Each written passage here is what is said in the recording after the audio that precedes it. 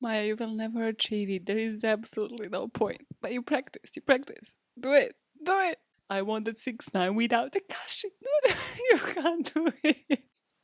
She goes high pitch. It's high pitch, Maya. I wanted 6'9" without the Tekashi. Just not. I wanted 6'9" without the Tekashi. Stop it. Cut it. Cut it all out.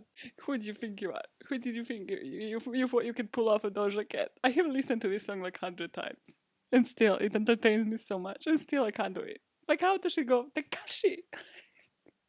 You go into a whisper. She goes into a high pitch. That's the point. Well, hi. This is a podcast, luckily for you. It's not a song.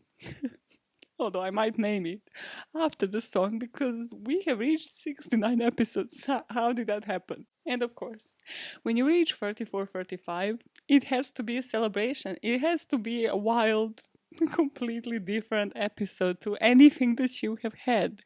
So today, instead of one case, I thought, why not cover 4? I didn't think that going into this. I have literally looked for like anything. Hollywood murders, because they're 69 sexual. I have typed in 69 crime. Then Tekashi just popped up and I was like, no, we said without Tekashi. Come on, Doja Cat said it herself. I popped up like BDSM crimes, but then I covered one last week and usually they include like dungeons and there's nothing like hot and sexy about it. And then I was like, wait, what about heists? Did anybody ever steal sex toys? And that led to 3 different stories, may I add. And also to 2 different stories about hacking of sex toys that I have never even thought about. And now I have another fear. And I have somehow combined those stories for you for this episode. So it's very 69 orientated, it's very sexual, but also it's kind of like a discussion episode where I would like to know your opinions because there's not too much information on the stories. And well, the heists have never been solved, which again, you're like, okay, so what does that tell us about the society and how we treat sex toys heists? And also, when it comes to hacking, well, do you know that your sex toy, your vibrator might be hackable? Do you know how or why? And do you see a bigger picture? That's really what this episode is going to be about. So if you have any opinions later, aftermath, after you listen to the whole of it, answer my questions. Let's start a discussion either through email, podbam@gmail.com, or through Twitter and Instagram, that BAMPod. But now, let's proceed with the expression of the day, and then the cases slash the story of the episode. I wanted 6'1" without Tekashi. Drop it, drop it. It's time. I am laughing at the potential titles of this episode that are taken from tabloids because mostly only tabloids cover this story, which is another problem. One of the potential titles was Butt Plug Burglary, which doesn't roll off the tongue, does it? Also, it's better if I just call it 34, 35. The expression of the day is face the music, which just means accept the consequences of your actions. But did you know? Did you know where it came from? There are actually 2 theories that are a bit broad, but either the theory is that in the second half of the 1800s, performers on stage would face first the orchestra. So there was like orchestra before the actual audience. So, when they come out, they first face the music. So they're facing the consequences of their actions, which is like their job.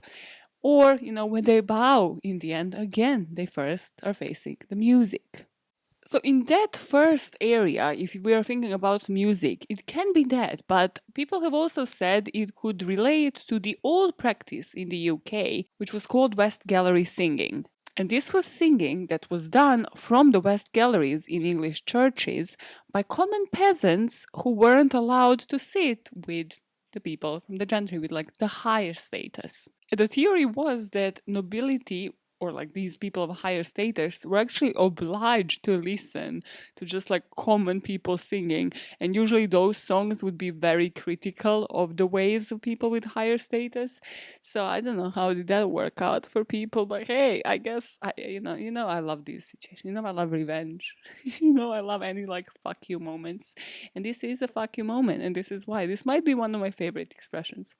Or Face the Music might come from a completely different area, and that is military. Because soldiers used to be dishonorably discharged with band music. So, like anybody dishonorably discharged, like anybody disgraced, would be kind of drummed out of their own base, which is like kind of like Game of Thrones with like shame, shame, shame. God, she looked good naked, I'm not gonna lie. Wow, okay. Hey, there's never been a more appropriate moment than an episode 69 to share how I got into Game of Thrones. You know that first scene within like 10 minutes of the first episode? Like, I think it was the rape scene with Daenerys. I was like, okay. I mean, what the fuck? What the fuck? It's like such a violent scene. I was like, okay, I think this show is for me. There's so much violence and sex 10 minutes in. This might be a show for me. And then, how disappointed were we all in the end? Truly, that last season was a joke. I was like, was the acting this bad? Was it always this unbelievable as like a period drama or whatever? Anyways, Face the Music, so it can be military. And in military as well, they say it can be this dishonorable discharge, but also Facing the Music might have started as a reference to soldiers going to battle and facing the music of the guns of the opposing army. Which one do you believe? Which one do you believe more? Well, whichever you do. You know who needs to face the music? The perpetrators in the stories of the day. Let's dive into the motherfucker. 30 for 35. All of the stories of the day happened in 2017. That's mostly why I chose to tell you all about them. Because what the hell was going on in 2017? Was there something like some sexual powder in the air? Where were you? What were you doing? I was in my first year of marriage, so hey, maybe there was some sexual powder in my air. But I had no idea that all of these stories happened that exact year. It appears that this was a year of true sexual awakening all over the world. Today, we'll cover not one but four events that happened throughout 2017 that have to do with sex toys. And these might just show us a bigger picture of how we see sex industry and crime. The year is 2017. Trump has just promised to make America great again. Brexit was finalized. In the world of true crime, Manchester terror attack and Las Vegas massacre shattered lives. This being the highlight in the news, no one noticed two of the largest sex toy heists happened in two different countries. The news of hackers being able to hack a sex toy were swiped under the rug. So in the words of Taylor Swift's 2017 hit, "Look What You Made Me Do," let us dig into the world of underrepresented crimes. Get it together. I forgot I put that Taylor Swift thing there. Okay, moving on. In May 2017, 30,000 condoms and 10,000 worth of sex toys were stolen from a Las Vegas warehouse. That October, 60,000 worth of sex toys were stolen from a trade fair in Berlin. None of these burglaries have been solved, and in between these two heists, two data breaches exposed the truth of the ease of hacking our sex toys remotely. What were their motives?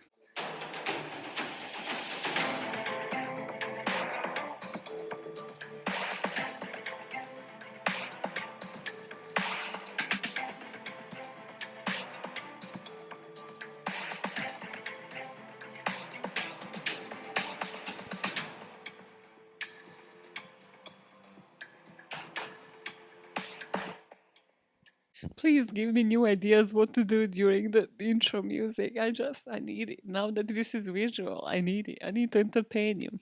At least in my head, that's what I think. Okay, cool. So everything in this story, this year, 2017, started on May the 26th. According to Lilo, the company that has been robbed, two robberies occurred during the Memorial Weekend in Las Vegas warehouse where they store the goods. The first robbery occurred on Friday, May the 26th, around 7:45 p.m., during which time there is a security footage showing two people entering the warehouse through the back gate before leaving again with two boxes containing over 15,000 condoms each. Only a few minutes later, on that same night, One of the two men is shown on the camera, but you can't really see his face, and he is just going in for a couple of more of 36 packs of condoms, like something that wasn't in that box but was just on the side, before going into the truck and getting away from the scene. The following day, the cameras caught the car again, and as you can see in this video, they kind of like block, the garage door, like, or the warehouse door halfway, and then they open up the trunk and just pack up like even more boxes of sex toys this time, because those were stored in the same warehouse. These boxes on this occasion had 33 prostate massagers and 48 Kegel exercising aids. And in both cases, the Las Vegas police arrived only after the thieves have left. So it would literally be like a couple of minutes in just storing whatever they could see. And then the guy would go into the passenger seat and the driver would just drive away. They always had their faces covered, like with the hoods or the caps. And to this day, these two heists just remain unsolved. So after the Memorial Weekend, when they actually checked all the security, reported it to the police, and the police was kind of like at least a day behind, Lila Warehouse, hey, at least the Swedes, well, actually, from what I've checked, because just by looking at their last names, actually there are like some Serbs involved in the chief officers board of Lilo company, so hey guys, if you're listening.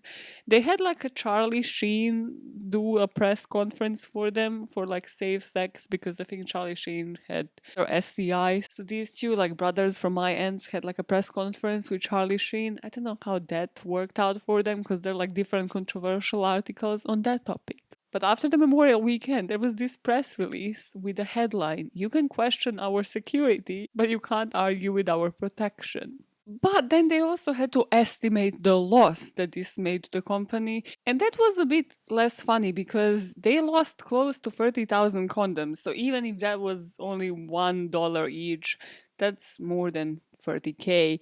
And dozens of these sex toys that were valued at around $200 each. So at best, they lost between 30 and 40K during these two heists. So that wasn't like a small deal for the company. But this comeback that they have posted on their social media just shows you that this company is run by people from my ends. I choked when I read this first. I was like, I just love it. The professionalism is there. Quote, "One hopes that they stole those condoms, got into a time machine, went back 18 to 25 years by the looks of it, and presented them all to their own fathers." I was like, damn. Damn. That's a bird. That's a bird, yeah. It's like, wow. It's like, who the fuck approved of that? Like, just imagine that room full of people and somebody was like, yeah, no, that is it. That is what we are posting on our Facebook, Twitter, Instagram. That is our response. And in the press release, in the aftermath, they also said they actually plan to give a giveaway of condoms, but after the heist, they kind of had to move that schedule of the giveaway to show that the criminals didn't win in this case. Also, Lilo's US president at the time, Pavle Sedic, in a more serious note, said, "We could have done a sponsorship or something. A freaking invite might have been nice." That's that Serbian sense of humor. That's what we all promise you. And some of us have a podcast to show you that exact execution of the Serbian sense of humor. The news reports about the burglary have given the company some extra attention, so the bottom line is that they have had some gain in profits due to that. But this is where the trail really goes cold. Because for a couple of days everybody spoke about it, but then the police didn't get any inside information, couldn't track down the car, couldn't see the license plate numbers and track those guys down. They didn't show up their faces for the sketches to be made, for them to be identified. So this is really where it died down, and it hasn't been solved since. As this is happening in the US, there is an awareness shed on this topic from a different angle. Because in March 2017, just a few months before this heist, a sex toy company, We Vibe, found themselves facing litigation over their use of customer data. Their sex toys production company called Standard Innovation had to agree to pay out close to $3 million as part of the settlement agreement with certain customers. There was a multi-million-dollar pot that was set out for certain customers who downloaded the control app We Connect and used their toy to be paid for up to $10,000 each. Under this settlement, the company also had to agree to stop using personal user information and email addresses from the users and their devices and to destroy any related data that they have collected to date.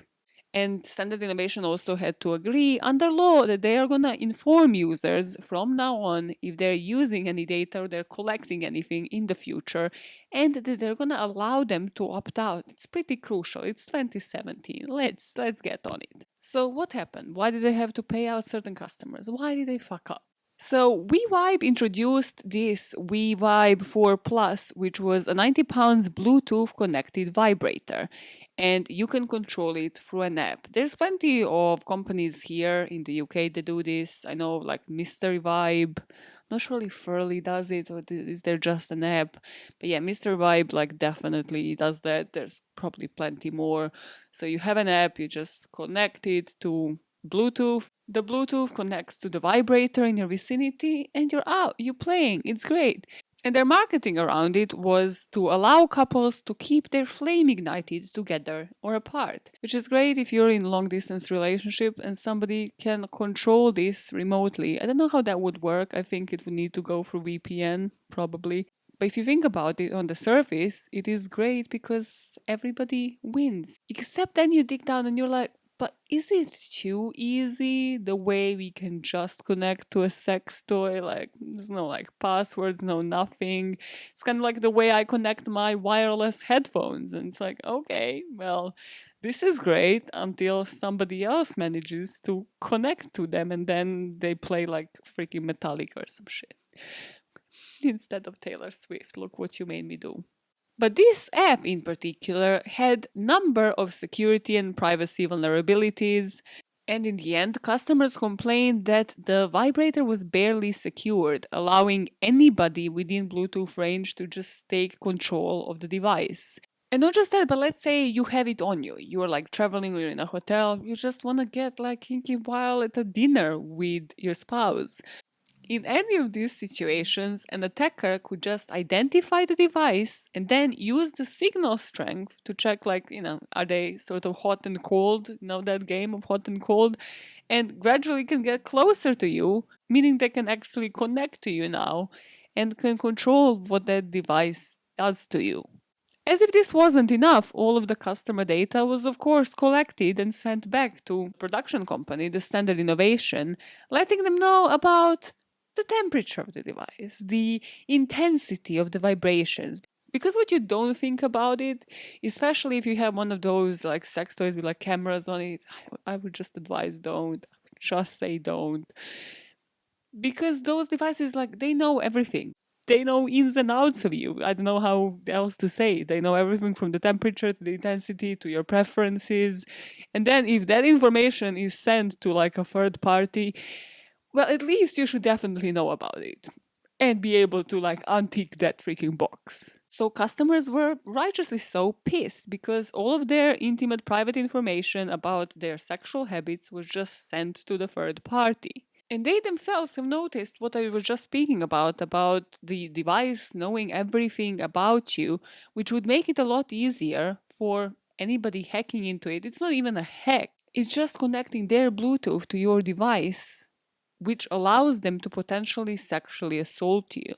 So in practice, on the surface, this is great. At least $4 million settlement has been set out and the customers have been paid $10,000 for somebody using their information beforehand, but now they are supposed to delete it.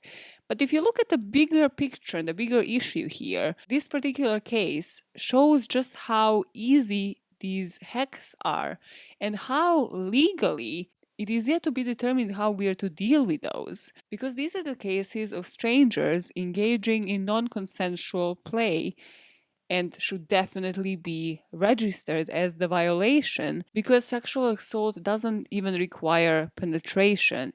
It's only the sexual contact or behavior that occurs without the consent of the recipient by definition. So, what hasn't been done here is that nobody actually looked into all of these breaches of privacy and which customers have been affected now that they had that data to pull out who would be the perps, like who are the people that have connected to these devices. And just even thinking about it, I'm not even sure how they would do that. Like, in terms of the proximity, in terms of like which device connected to it, can they even pull like that information, like IP addresses or just like, I don't know, cell tower pings or different phone numbers like that have connected to that? So that's something that just hasn't been looked into and was just kind of like swiped under the rug in this case. And the attorney from California looking into this case, Michael Fatorosi, said with his expertise around adult law, that he agrees that there is a need for the new laws to cover such a crime. He said there is a lack of current legislation to deal with online sexual issues, whether it be rape, revenge porn, or sexual assault. The issue will continue to exist until more legislators around the US wake up and understand current technology. End quote. According to this newspaper, the Tribune, roughly 300,000 customers bought WeVibe devices and they were covered by the settlement, and around 100,000 of them downloaded and used the company's corresponding app that could be hacked or just connected to Bluetooth. And I can tell you, as somebody who worked in customer service and has actually dealt with account deletions in companies, you submitting data requests or account deletions, nobody knows what to do. Like, they're just like, okay, let's do this in the quickest possible way so that it doesn't backfire at us. So when you look at this, it's like, okay, cool. It's gonna hurt our pocket, but that person paid what, $200 for a sex toy? We're gonna give them up to 10,000. That's going to sort of shut them up, and we're gonna say, from now on, the tick boxes are gonna be included, and we're gonna delete all of your previous data that we have conducted, but we're not looking at the bigger issue here, as if to who could have already perpetrated 300,000 of these customers while they have been using the app and the sex toy in the past couple of years. Another expose of just how easy it is to hack a sex toy came only a few months after this suit, in August 2017. So, this privacy researcher, Sarah Jamie Lewis, was just sitting around on her social media, and she was also connected to Tor Network. If you remember, we spoke about Tor when we spoke about Bessa Mafia. So, it's this private browser, but people kind of do use it for shady things most of the time because, again, you can't, it's kind of like incognito mode, it doesn't get saved in like your history or whatever. So, she realized that her vibrator just like started shaking on the desk, and 5 people who followed her on Twitter managed to connect to her sex toy through the Tor network. Just how fucking scary it is. It's like nobody even in the proximity. You're just sitting and your sex toy just starts vibrating and you're like, okay, this ain't safe. This ain't normal. This could have been inside of me, technically. She said after connecting, people were able to issue commands to her vibrator and cause it to vibrate and also just switch on and off. They were also able to read her battery indicator, so they knew that it was on. Just again, how freaking scary that somebody can just actually know how much battery your vibrator has and how much longer they have if they are actually sexually assaulting you. So Sarah went on to publish this article for the motherboard to actually show both the vulnerabilities and how people were doing this, because she eventually did find out, and to technically reverse engineer it herself, but also she shared like some feedback about how can we make these devices as safe as possible to prevent this from happening. Sarah reverse engineered her sex toy, which was also from the company WeVibe, so not the safest one out there if you're going for like a company to buy a sex toy, so that she could communicate with it over her Bluetooth. And she realized it was as easy as contacting a messaging program called Ricochet that creates the hidden service on Tor for each user. This again removes your metadata, removes your information of who you are, and makes it harder for anybody to find out who is snooping around, who is trying to communicate technically to your sex toy. This plus the connection with Bluetooth would allow just anybody who would know the dildo's ricochet address to send commands. And you might be thinking, okay, but these commands might be some elaborate code. Nope, it's stuff like /max if you want the vibrator to do its thing. So Louis, after reverse engineering this, she uploaded the code to GitHub so others can try and experiment. And in the end, like once you're actually in it, it kind of actually looks like just iMessage, just like WhatsApp. It looks like somebody is just sending forward Mac. And if the vibrator receives the message, it just kind of sends like an action as a response to it, as if like what it's doing. It's that easy. It's so freaking bizarre. It's like when you use those chatbots, like if you're chatting with Amazon or Google, but you are communicating with a sex toy. In terms of how to protect yourself, she said like for people to do check out her code for like possibility to generate new ricochet identities for one-time sessions. So if you are planning to use it remotely with a partner or just like in public, to check actually how you can protect yourself by using these private messaging boards to control the device and Tor itself. And this is quite like incognito mode, to be honest. It is used in order for you not to provide any long-term public identifier so that nobody can collect data and nobody can like snake themselves into it and actually breach it while you're just trying to have fun. When you're using these boards, all connections and messages are encrypted from end to end. And what this means is that there's no service providers that are in a position to spy or to just record anything that's happening on the device between two people. When it comes to further protection, though, I checked this article by Daniel Markussen, who is a digital privacy expert at NordVPN. And he says as soon as you unbox this smart sex toy, you should change the default factory password straight from the get-go. Like unpack it and do that straight away. He said also make sure like the password is unique, so it's not something you use for like Gmail and Facebook and Twitter and everything else. And also something I don't think about, but I'm pretty like antsy when it comes to phone about that. And I would actually advise you to do this, even if it is like apps on the phone in the App Store or software updates, it is to pay attention to any updates. Because those updates exist because the company fucked something up. And even if it is those apps, they're going to be like, oh yeah, we improved on glitches, performance updates, all of that. And what that means is a lot of times that they have improved on any issues surrounding security and people breaching your information. So if you do have a sex toy and if it is monitored through the app, make sure that app is updated regularly. And finally, we come to the last big story of the day. And this one happened during Scorpio season. Well, actually, the trade fair called Venus Berlin happens usually between like 21st and 24th of October. It's kind of like most probably always in the Scorpio season. I think this year it was on like the 17th of October, something like that. But usually it is like, the pervy season, which just makes me so happy. So, the Venus, if you didn't know, is an international erotic trade fair which offers erotic secrets of an extra class each year in Berlin on the fairgrounds of the radio tower. Did I read that? Yes, it's the most iconic paragraph ever. So you have a business arena, and business means that there are no shows, no loud music, but they're just products displayed. So that's why it's called business. It's just all business and then party in the back. Then you have the trade arena. Here is where people kind of display their products, they present them. Also, different stars are live and they are chatting with the visitors, giving autographs and just chatting about different sex toys and maybe giving recommendations as well.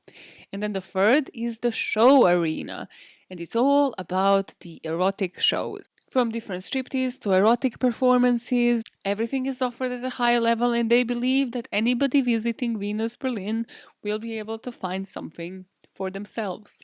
Some tickets are actually affordable, but obviously, if you want the backstage access, if you want the private show, you need to cash out around £1,000. If you want just to, go into that trade area or just like check the sex toys, that's around 40 quid. So, it just depends what your heart desires on that particular day. So what happened at Venus Berlin during Scorpio season? Stop fucking with Scorpios, for fuck's sake. We are not mentally stable for this. So remember the trade area.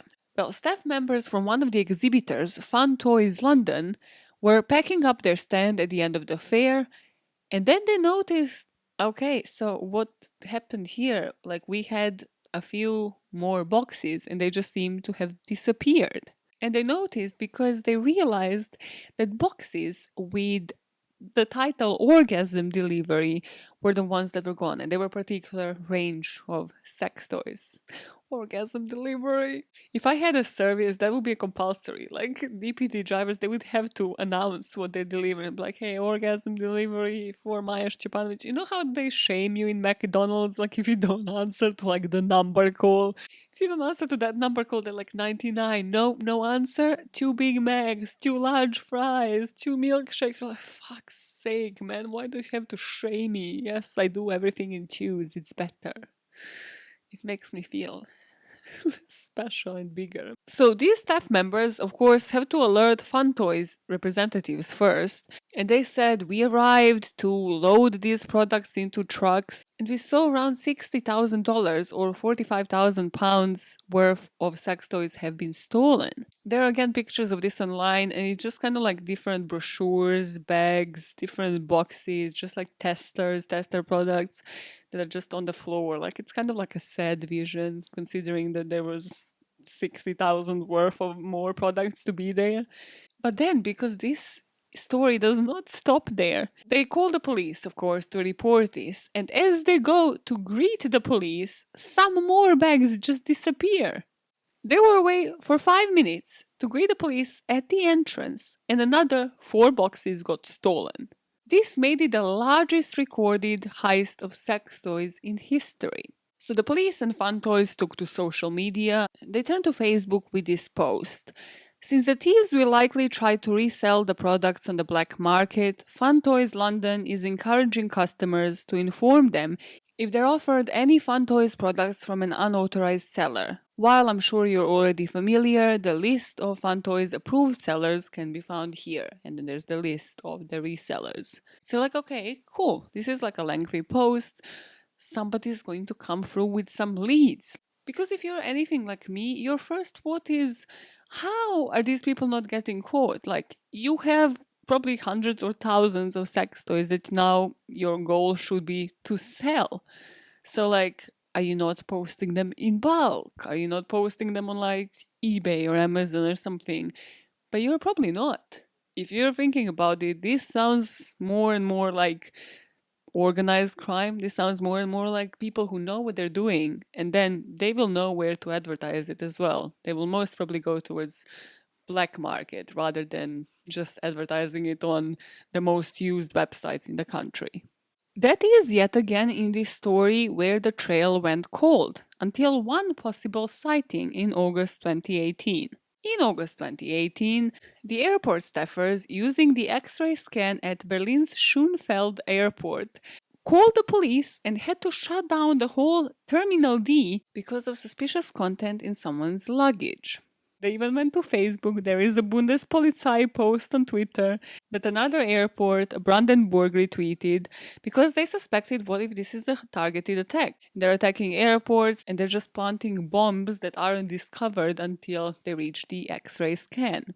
The bomb squad was called and an announcement went out over the loudspeaker saying, "Can the gentleman with the multiple unknown objects in his luggage please step forward and explain them?" CNN reported that the member of the public was shy and reluctant, calling the items technical stuff, which is the most German thing I have ever heard to describe a motherfucking sex toy. And that, ladies and gents, was the last time a sex toy potentially stolen from the fair showed up on their radar. That's that for the events from 2017. But now, if you remember, those 2 heists have never been solved. There was never a resolution. And what happens if certain particular crimes go unsolved? It inspires other people because they're like, well, then they will never catch me either. So this time in 2019, it inspired a couple of Brits. Oh yeah, we bring it home. We bring it right to the UK. In November 2019, at some point between 1 a.m. and 6:30 a.m., the trailer was broken into and 1 million worth of sex toys were stolen. You see how they're amping it up? They were like, okay, you know that Berlin one? Yeah, that was the biggest one. No, we can go bigger. If you know where to aim for, and apparently Northamptonshire was the place to be, and if you know what time, and apparently between 1 and 6 a.m. was the correct time, and they stole all these motherfucking sex toys. Instead of people, us included, taking these crimes seriously, there were some banging memes that were created online. Of course, originating on Twitter like every other good meme out there. The lorry should have carried extra protection, one person pointed out. At least the police won't need to take their own handcuffs, another person said. Should help plug a gap in the black market, another person offered their opinion. Witnesses were allowed to call the police on 101 or to call Crime Stoppers. And Northamptonshire police published this Facebook post, and then people, of course, were just joking in the comments. There's like around 8k comments and around 4k shares.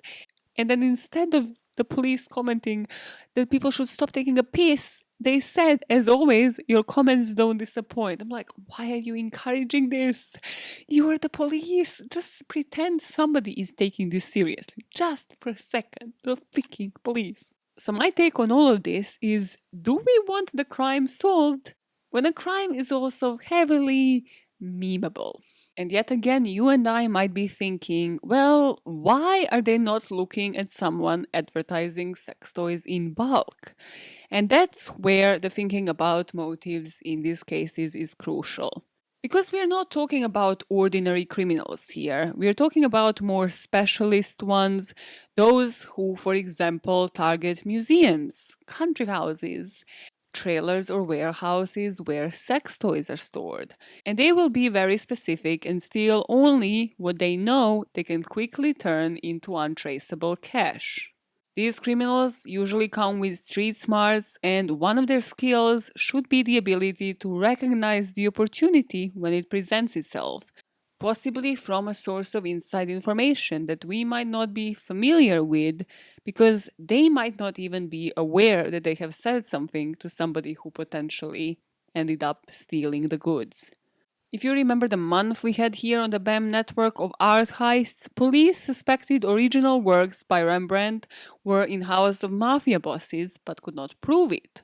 Here, the police just isn't honed into the world of sex toys heists because it's niche enough, which allows it to be exploited. When it comes to hackers and the cases we spoke about today, whether it is for control or disruption, whether the motivation behind it is good or malicious, the security vulnerabilities were exposed.